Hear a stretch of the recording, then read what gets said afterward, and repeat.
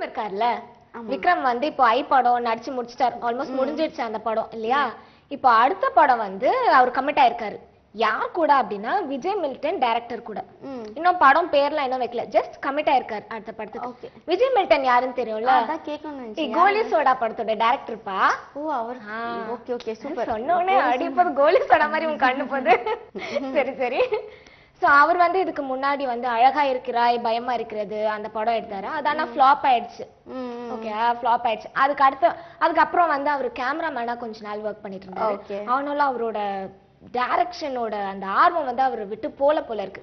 அதனால கோலிஸோட சின்ன பசங்களை வச்சு எடுத்தாரு. அது செம்ம ஹிட் ஆயிடுச்சு. படம் எங்கேயோ போயிடுச்சு. 100 நாள் வர போச்சா? ஆமா.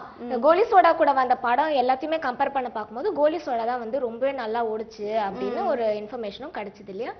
சோ அந்த படம் ஹிட்டுக்கு அப்புறம் இப்போ விக்ரம் வச்சு ஒரு படம் எடுக்கிறாராம். விக்ரம் கிட்ட கதைலாம் சொல்லி ஸ்கிரிப்ட் எல்லாம் சொல்லி ஓகேவும் ஆயிடுச்சு. இப்போ அடுத்து விக்ரம் வந்து அவரோட டைரக்ஷன்ல வந்து கமிட் ஆயிருக்காரு. அந்த படத்தோட ஹீரோயின் பாத்தீங்கன்னா வேற யாரு இருப்பா? சமந்தா. அவங்களே தான். செம்மையா இதுவா வராங்கல்ல கெத்துல. அவங்க காட்டுல மழையோ அட மழை பெய்யுது அவங்களுக்கு.